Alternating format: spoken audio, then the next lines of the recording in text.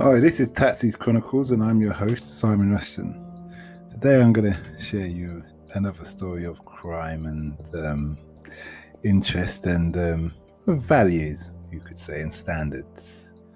A writer told me how when he was younger, he was into that credit card forgery, and he had acquired some cards from another friend or associate, however you want to see it, and he decided he was going to go and get some champagne because his friend said, yes, his other friend said, that's a great idea, let's get some champagne and we can sell it, so they had this bank or clone card, and they went to the post off, the off license, and they're trying to use this card, and the cashier, there's two of them, they had cottoned on to the card weren't real. So he was saying how he had a temper problem, so he wanted the card back, but his colleague, his friend at the time, said, let's just go, they're onto us. But he was so blinded with not getting his card back or thing that when we're just about to go, a meat wagon, as they call it, that's like a van, for those who don't know, he pulled up, about 20 cops got out, and the game was over. So he said to his friend how, don't worry, I'll take the heat. It doesn't make two of us sense, two of us do one person's crime. Yeah? So just say you don't know what was happening, you're just with me, etc., etc. He said, okay.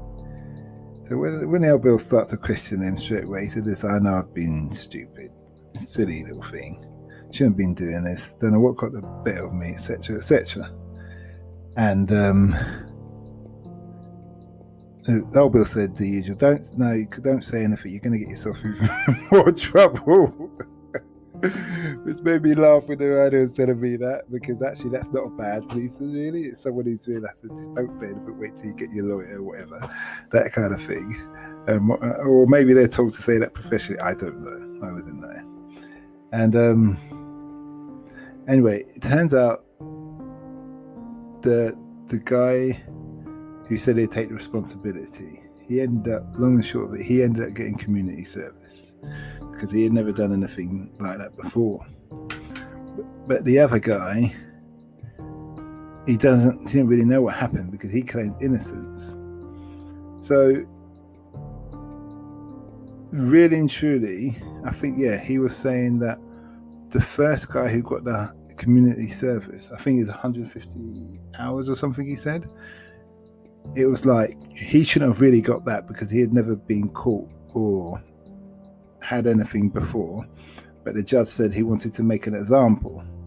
So if the lawyer was any good, the lawyer would have said, well, Your Honour, you make an example with somebody who's doing this again and again, not a first-time idiot who's just made a mistake, etc., etc. But it is what it is. You make your bed, you lie in it, I suppose. It's one of those kind of things. But point being, months later, he gets a call from the other guy who he told him, don't worry, just say you don't know what happened. Remember, he said, just say you don't know what's going on, you're just with your friend. And I think at that time, there wasn't guilty by association or those kind of things. Yeah. So the friend calls him up and says, hi, Bob, I've got my court case tomorrow and I need some help. I need you to come into court and say it was all you and blah, blah, blah. He's like, yeah, not a problem. He says, but the only thing is, the prosecution may play a tape. And on that tape, you'll have me saying that, yeah, you're a drug addict, that's why you wanted champagne. Yeah, that you do it all the time. Yeah, that it wouldn't matter if you're in jail because you'll be with all your friends and it was all your idea and you forced me to come with you. Now that obviously opened my eyes. It's like, really? Is that what your friend's saying? Is that what he said? And he has the audacity to call you? But anyway, turns out this guy, he didn't call him. He didn't call him at all. And he just left it like that.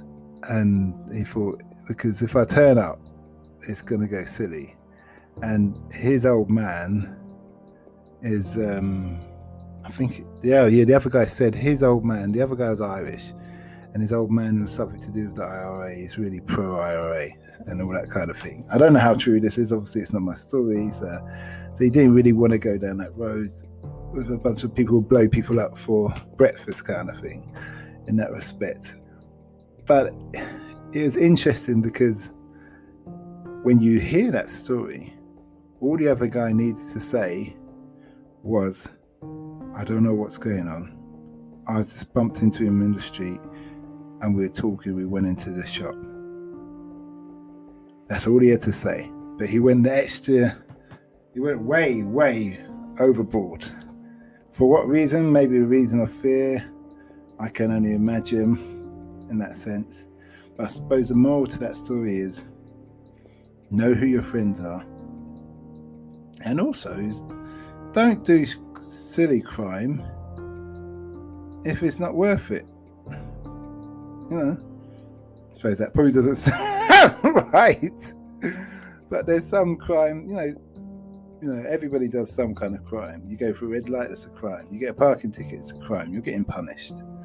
So whatever you have to do has to be worth it. So you go through a red light because your wife's pregnant and she's having a baby, you don't have to have a baby in the car.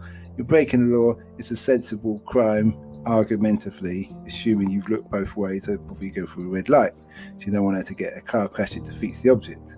But what my point is, there's crimes that probably add up. You could say, I can see why you took that chance. And there's crimes that don't add up.